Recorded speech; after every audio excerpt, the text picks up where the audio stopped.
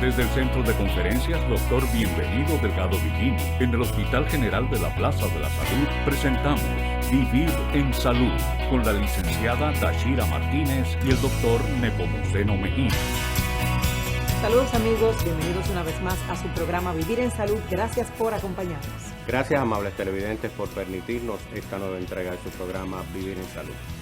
En esta ocasión vamos a conversar acerca de la importancia y la relevancia y el impacto beneficioso que crea el cuidado del infante durante esta pandemia del COVID-19. Hacemos una breve pausa y enseguida regresamos con el contenido del programa. No se vayan.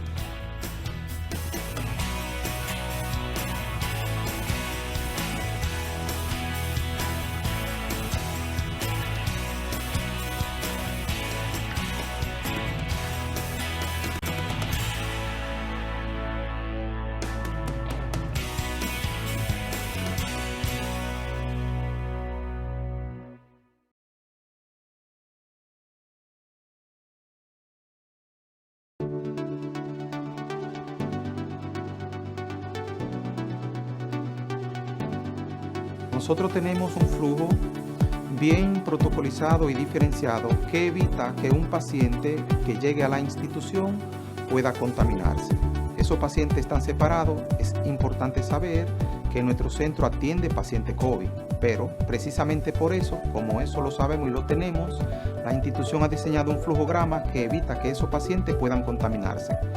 Desde que el paciente pisa la puerta de nuestro hospital hasta que sale de ella, tenemos ese flujo controlado para garantizar que el paciente que viene con COVID no vaya a contaminar a nadie que esté en la institución y para que el que venga sin COVID adquiera el COVID en nuestra institución.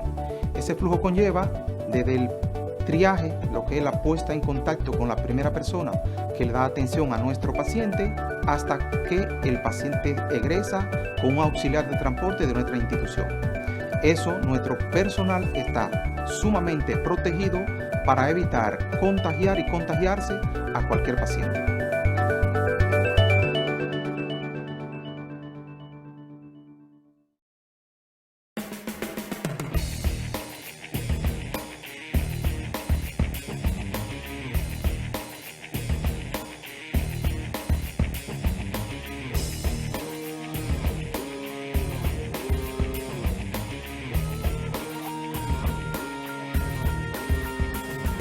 Continuamos con el desarrollo de Vivir en Salud. En esta oportunidad vamos a conversar con la doctora Giselle Fernández. Ella es gastroenteróloga del área pediátrica de aquí del Hospital General de la Plaza de la Salud. Doctora, bienvenida al programa. Muchísimas gracias. Buenos días. Pediatría, gastroenterología y nutrición también en relación a lo que sería la parte pediátrica. ¿Cómo afectaría en este sentido a un niño que tenga COVID, ya sea asintomático o asintomático? A lo que sería la parte gastrointestinal. Básicamente el virus del SARS-CoV-2, o lo que todos conocemos como COVID-19, tiene una afección, así como a nivel pulmonar, también tiene una predilección por los receptores a nivel de intestino, a nivel gástrico también, e incluso a nivel de algunas porciones del esófago. Como lo haría la mayoría de los virus, porque básicamente la mayoría de los virus hace lo mismo. Pueden tener manifestaciones respiratorias y pueden tener manifestaciones gastrointestinales. Básicamente de manera sintomática en pediatría, hay muchos niños que pueden debutar con diarrea, con vómitos, con anorexia, que es la falta de apetito o disminución del apetito, y vómitos. Son las manifestaciones más comunes. Se ha descrito en los casos revisados que lo más común de todos es realmente diarrea. Y el dolor abdominal generalmente es un factor como de mal pronóstico cuando aparece de manera muy persistente, pero si revisamos lo anterior podemos ver que muchos de los niños empezaron las manifestaciones básicamente de forma gastrointestinal, o sea, con diarrea, y posteriormente entonces hacen la sintomatología respiratoria. Por eso hay que estar atento en un momento como este de pandemia con niños que tengan manifestaciones gastrointestinales tipo diarrea y vómito y fiebre y que tengan un antecedente de algún contacto o alguien más con manifestación en la casa, porque probablemente pudiera ser una manifestación primaria de infección por COVID. Con los niños es como complicado a veces, doctora, porque se confunde un poco el tema de si tiene una gripecita, si es una diarrea porque comió algo que le cayó mal y todo eso. Me gusta cómo usted explica esta parte. ¿Qué podemos hacer en la casa sobre todo para prevenir a nivel de lo que es la alimentación del niño, del cuidado, de la higiene con sus alimentos? ¿Qué podemos hacer nosotros para evitar que lleguen a contagiarse y a complicarse, como dice usted? Básicamente, el evitar del contagio es lo mismo que hemos estado hablando, mantener la distancia, mantener también el aislamiento social, el compartir, mantener también una cobertura en niños mayores de 3 años, porque niños menores no pueden usar mascarilla por el espacio de su vía aérea, porque no tienen suficiencia respiratoria para tener una oclusión. Y por supuesto, si hay un caso ya en la casa de alguien que está infectado por COVID, pues va a ser un autoaislamiento de los niños que están en la casa para que ellos no se vayan a infectar. ¿Qué pasa con los niños? Con los niños es muy común que sean asintomáticos. La mayoría de los niños son como lo que nosotros llamamos unos buenos vectores. Tienen una replicación viral, o sea, una cantidad de virus mucho mayor que la que tienen muchos de nosotros los adultos. Sin embargo, no tienen una sintomatología usualmente tan grave, salvo ciertos casos que ya hemos escuchado de algún síndrome multisistémico y algunos pacientes que llegan a shock. Pero la mayoría realmente son asintomáticos, pero son muy buenos transmisores. Entonces, esa es la primera cosa. O sea, podría ser que un niño sea realmente el que infecte a los demás en la casa, aunque esté asintomático. Lo segundo es que posterior a evitar, por supuesto, con las medidas de higiene que ya hemos mencionado, un buen lavado de manos, instruir a los niños y educarlos también. Los niños han tenido que ir aprendiendo sobre cómo usar mascarillas, sobre lo que significa el coronavirus para ellos y para la familia, pero la alimentación es una parte prioritaria. ¿En qué sentido? En que los niños han estado casi 4 meses en la casa, en confinamiento, sin tener todas las actividades físicas que tenían usualmente, el compartir con todos sus amiguitos, el tener una actividad física en el parque, en la natación, todos aquellos que hacían muchas actividades, incluso correr afuera, para los que viven en otras condiciones, ¿no?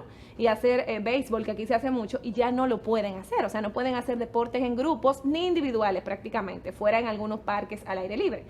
Lo primero que tenemos que tratar de cultivar algunas otras actividades físicas en la casa, ya sea que bailen zumba para las niñas, a algunos niños les gusta también, que hagan por YouTube muchos tutoriales que hay, obviamente con cuidado de no producir ninguna lesión, para motivar la actividad física en el hogar, porque hemos estado comiendo sin realizar ninguna actividad física. Claro, y el cuerpo muy bueno es, diría yo, doctora. O sea, todo el tiempo uno sentado, sin hacer nada, viendo a Netflix y comiendo. Viendo a Netflix, comiendo y jugando maquinita, muchos de los niños que les gustan los videojuegos. Entonces, todo eso lleva a obesidad y a sedentarismo. Por tanto, todo lo que tiene que ver con sobrepeso lleva a un sistema inmune más bajo, más deficiente, que puede infectarse de manera grave por el virus de COVID-19 y que puede terminar con manifestaciones muy graves y tener un mal pronóstico. O sea, todos aquellos que tienen obesidad, diabetes e hipertensión, que en los niños también hay un grupo que lo tienen mayor riesgo. Igual en los niños, aunque no son adultos, aquellos que tienen otras enfermedades concomitantes tienen más riesgo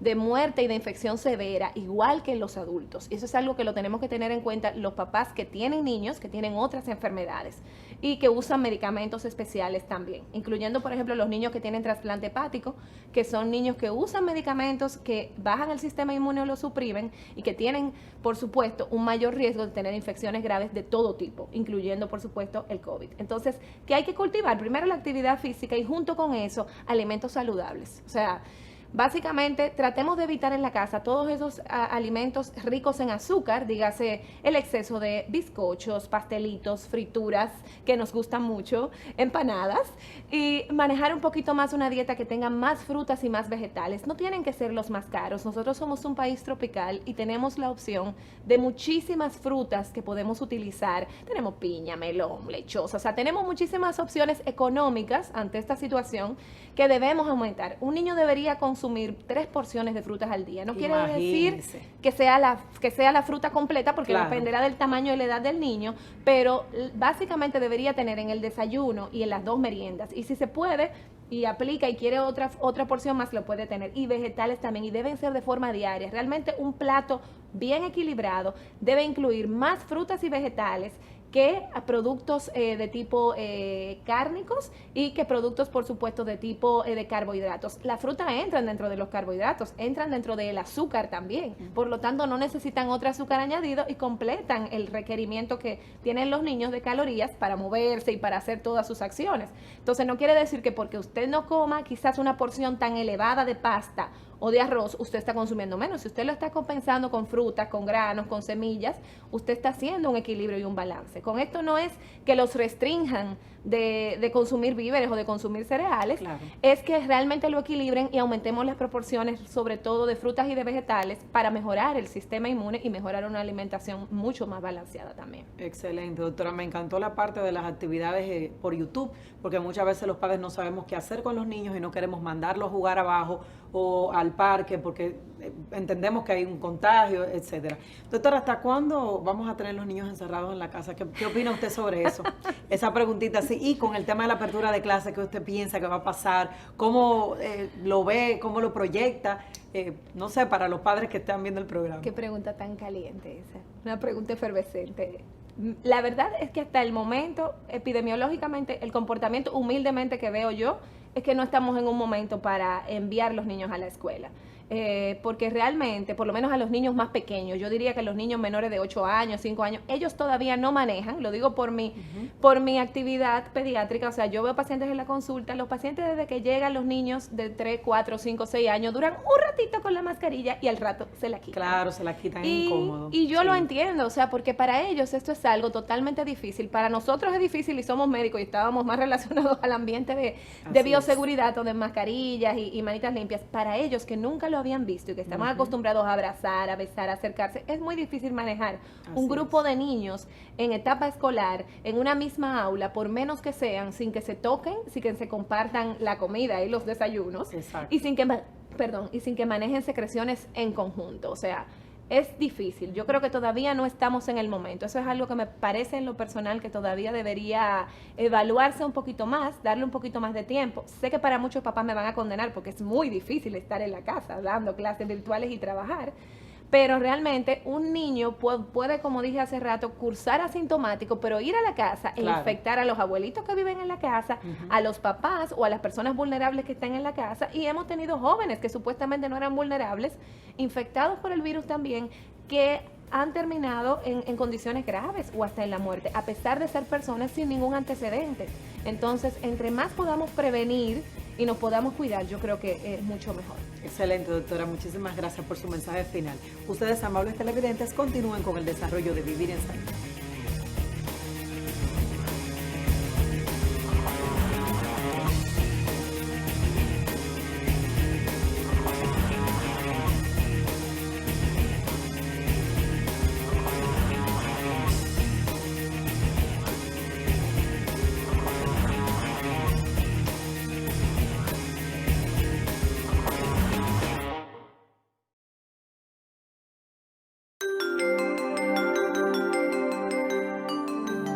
El Hospital General de la Plaza de la Salud tiene un servicio diferencial privilegiado, tanto para embarazadas como para pacientes pediátricos. Por eso ha establecido zonas de diferenciación en el aspecto de consultas externas y de las emergencias, teniendo una emergencia pediátrica que trabaja 24 horas y una emergencia de ginecología obstetricia, pero igual trabaja 24 horas al día. Ante esta pandemia del COVID-19, hemos establecido un reforzamiento de los protocolos de atención para nuestras pacientes y nuestros niños con fines de garantizar su seguridad tan pronto entran a la institución. Todo el personal, tanto médico como paramédico y de apoyo, está debidamente entrenado para manejar los equipos de protección personal y para cuidar de nuestros pacientes para que puedan tener una visita que pueda asegurar la atención de calidad y evitar que posibles pacientes que tengan contacto o contagio del virus del COVID-19 puedan ser transmisión para todos nosotros. Por eso el hospital ha entrenado bien a su personal con todas estas medidas de reforzamiento y los pacientes pueden estar tranquilos y seguros cuando visitan, no solamente por el asunto de la pandemia, sino por otras patologías y enfermedades que normalmente estamos atendiendo, pues van a tener una atención de calidad y de calidez en todo momento. Queremos asegurarles a nuestros pacientes que pueden visitarnos sin ningún inconveniente, que están siendo protegidos no solamente ellos, sino todas sus familias que nos visitan en la atención adecuada de las embarazadas y nuestros pacientes niños y adolescentes.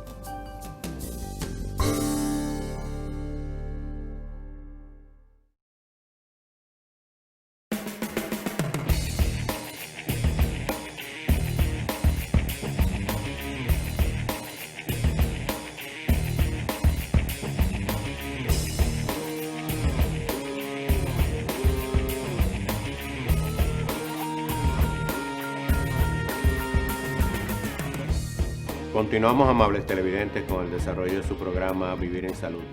En este segmento vamos a conversar con la doctora Zahira de León, quien es neumóloga pediatra, acerca de el impacto y el beneficio que puede proveer un buen cuidado de los niños, de los infantes en la casa, desde el punto de vista respiratorio y desde el punto de vista de atención que tiene.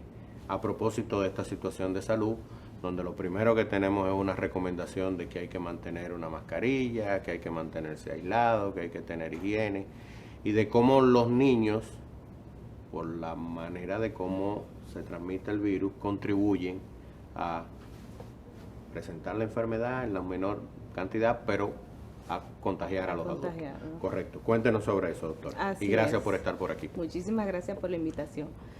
Yo creo que con los niños lo que debemos en estos días es no bajar la guardia. Excelente. Como han Así pasado es. varios meses ya, algunos están un poquito cansados y muchas veces damos por hecho que como los niños están enfermando menos, que es algo que estamos viendo con mucha regularidad, las consultas de niños han disminuido. ¿Por qué? Porque estos están con mejor cuidados en sus casas, se están alimentando mejor, Muy están bien. siendo cuidados por sus padres.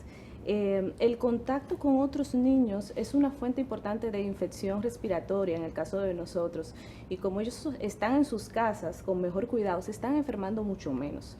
Esto puede hacer, en cierta medida, darle a los padres una falsa seguridad de que los niños no se están enfermando y bajar la guardia. Entonces, el mensaje que nunca deben olvidar es que tenemos que seguir con todos los cuidados de bioseguridad que se han estado recomendando desde el principio.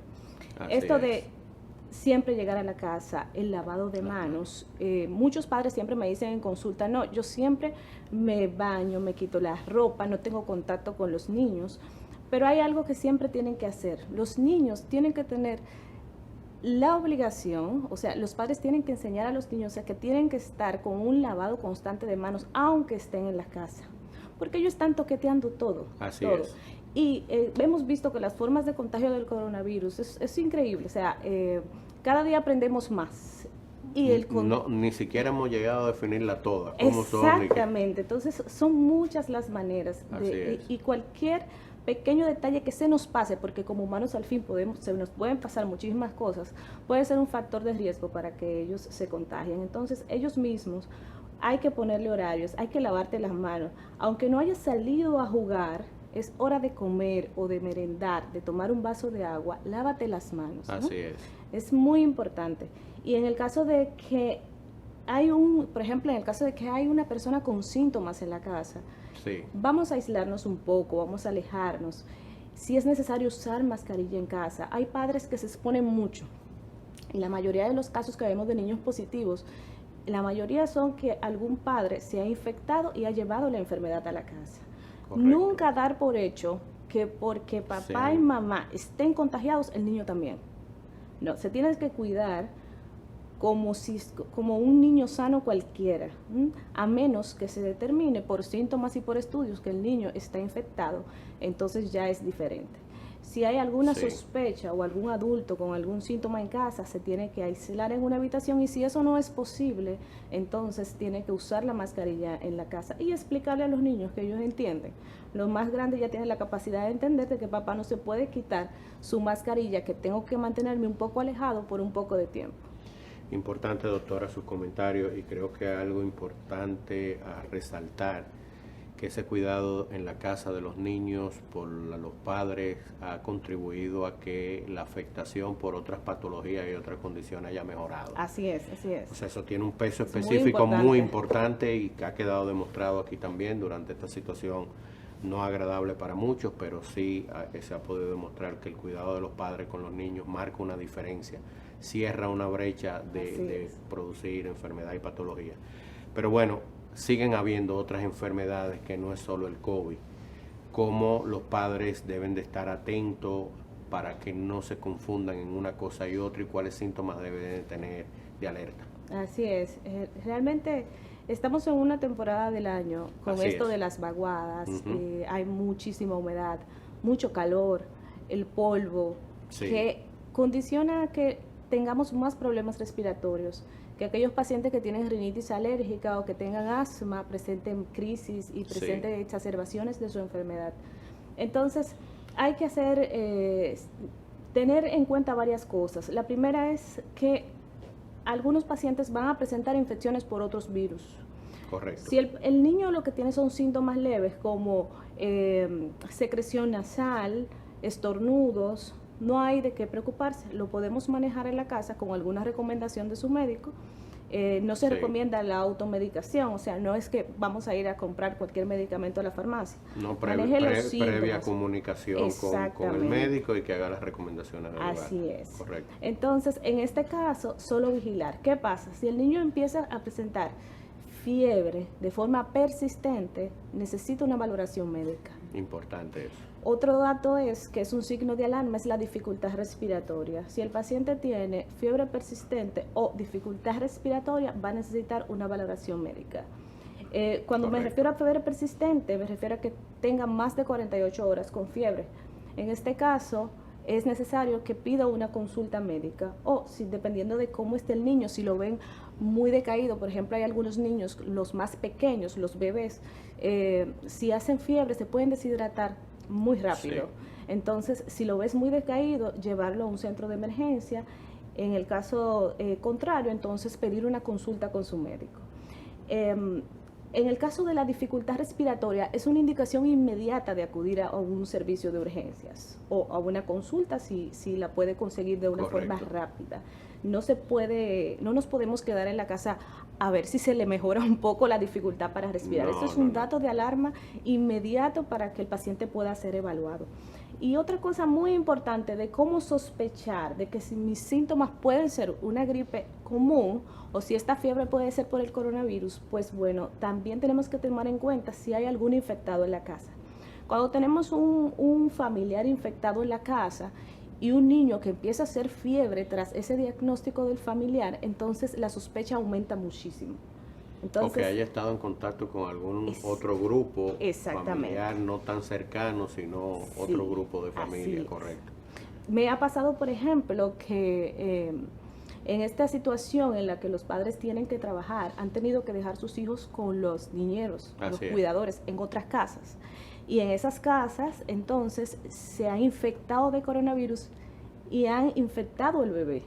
Correcto. Entonces, el niño se contagió en el lugar donde le cuidaban.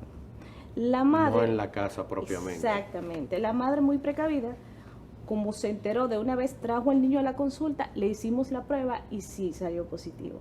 Entonces, un niño que ha tenido algún contacto, ya sea donde lo cuidan, o en su casa con algún paciente positivo, si empieza a hacer fiebre, entonces sí va a necesitar una valoración rápida. Muy bien, doctor. Esos signos de alerta, dificultad respiratoria y fiebre son señales y puntos de atención para tomar medidas inmediatas en procura de atención médica. Así es.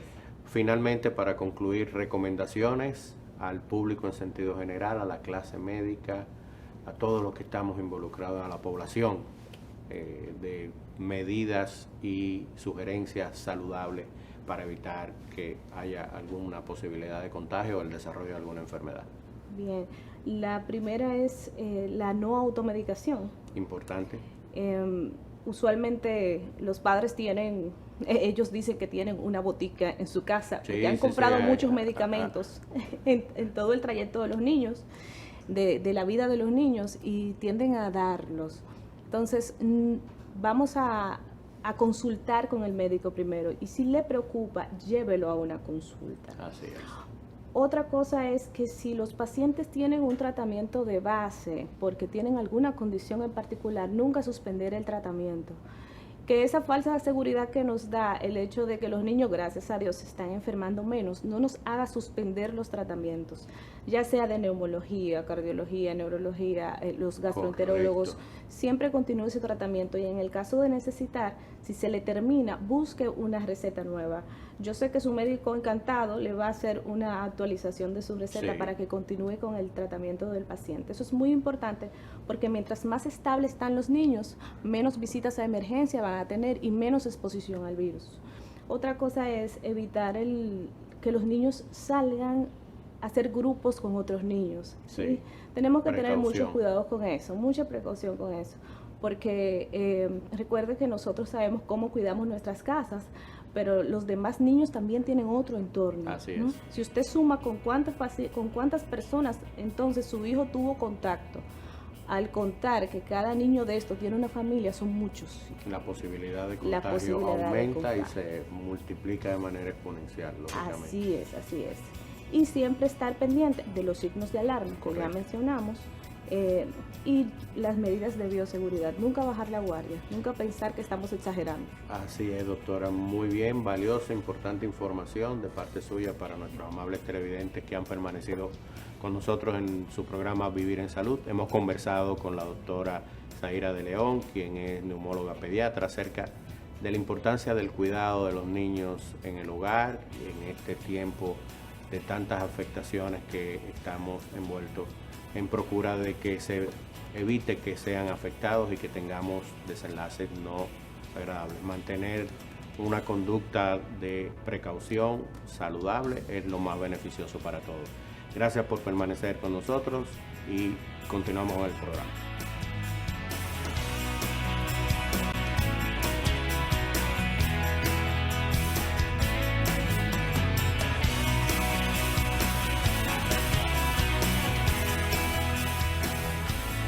Gracias, amables televidentes, por permitirnos una nueva entrega de su programa Vivir en Salud. Recuerde que pueden ampliar siempre estas informaciones visitando nuestra página web www.hgps.org.do o seguirnos a través de las redes sociales Plaza de la Salud. Hasta la próxima semana, amigos. Hasta la próxima.